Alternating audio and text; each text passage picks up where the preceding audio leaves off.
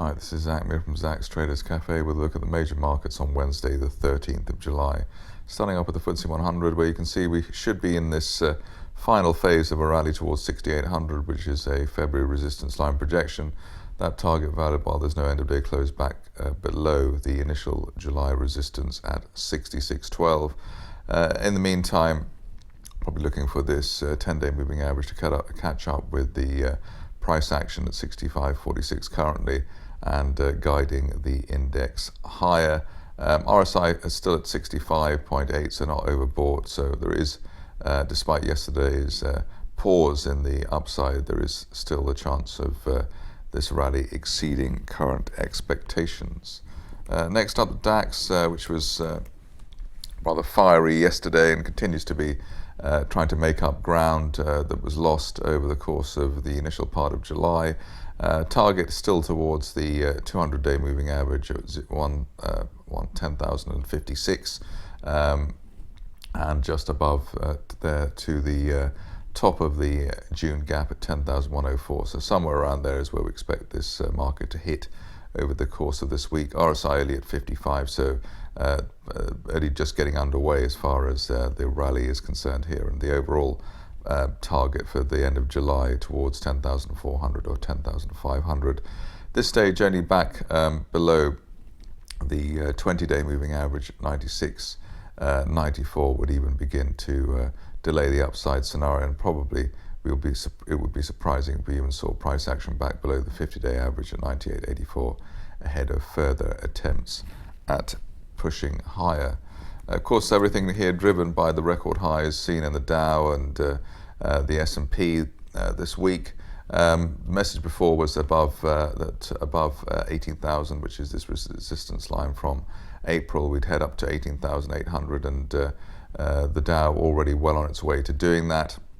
It would be surprising if we didn't hit that level over the next couple of weeks, especially after this latest RSI trend line break from April through the 60 level.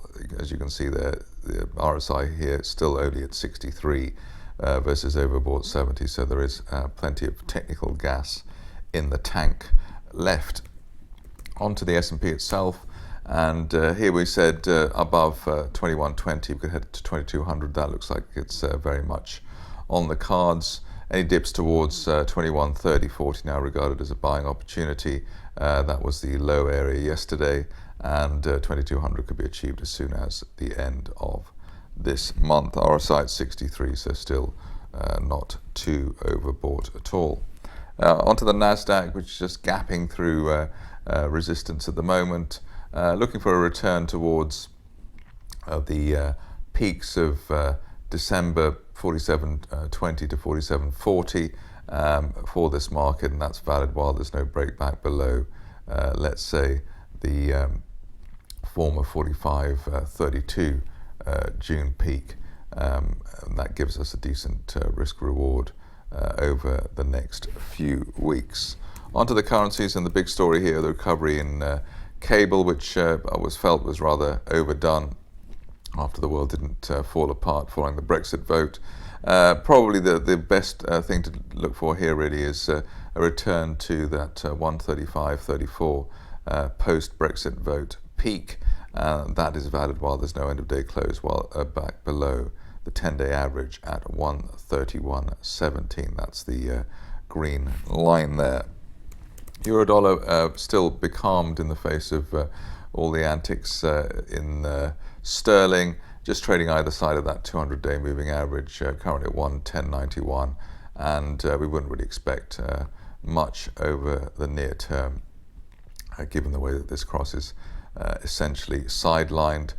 Dips towards 110 or spikes towards 111.50, which is the 20-day moving average, would be the trading triggers. Dollar yen heading higher on stimulus hopes, right back above that former support at 103.55 from June, and while we're above that, the upside here towards the 50-day moving average 106.38 over the next few sessions. Finishing off with gold, and Here we see this pulling back from the best levels. 1358 was former June resistance, and we've broken back also below. We broke back below the post non-farm payrolls support at 1335 as well.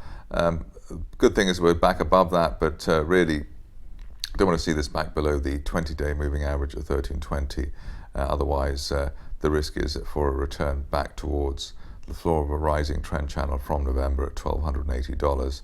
RSI at 58, so still the glass half full rather than half empty, and dips are worth buying into, but be below that 20-day line probably signals that we've got a near-term top in this market, and we have to wait a bit longer for the 1400 plus technical target for now.